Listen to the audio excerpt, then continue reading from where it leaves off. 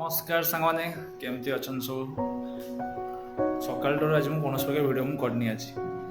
तो एबेठू मु video start करवा वीडियो ठीक अच्छी टी राइट पड़नी कि हाँ एबेठू स्टार्ट करवा आज कौटे मुझे शुणिली आज विश्व पखाल दिवस आज पखाल दिवस आज सब समस्त घर आज पखाल हो दही पखाल हो सादा पखाल हो समस्त हो आज भी आम घर कि ना कि अच्छे हो आज कि पखाल हो कि ना से मुझे जानी ए मम्मी को पचार पड़ो कौन हो आज देखु मोर वीडियो एबेठू स्टार्ट करुच्ची देखा मम्मी की जाए पचार कौन आज हो आम घर पछपटे जगार देख खरा बेलटार ये सब महिषी गाई सब चलती आसी एटी देखुन तो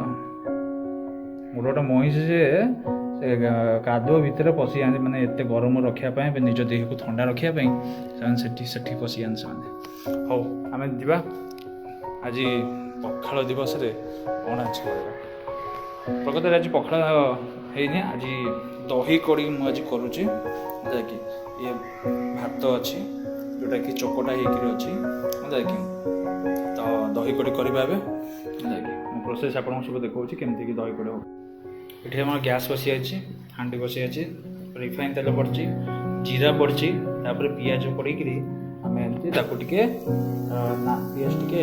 नाली हो पर्यंत आम ये करवा आम भात पड़ो जो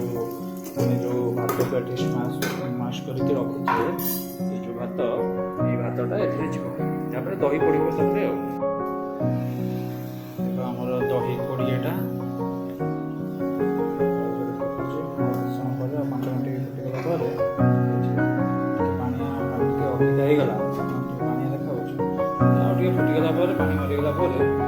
अटोमेटिक बड़ी आलू भजा चलती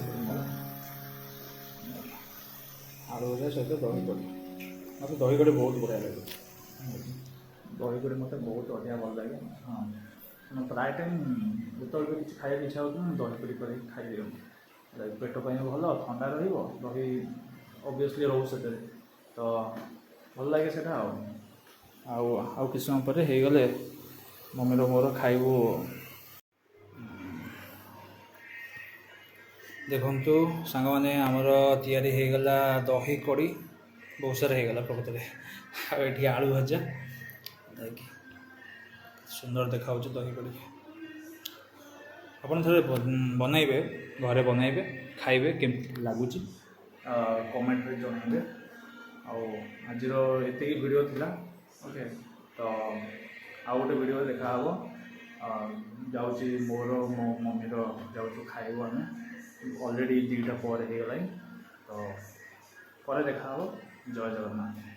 कथा कहे भूलीगली मो चैनल को लाइक करेंगे और मो वीडियो सॉरी मो चैनल को सब्सक्राइब करेंगे मो वीडियो को लाइक करेंगे एंड गोटे भल छोट भल कमेंट के देदेवे जहाँफल कि आम एमती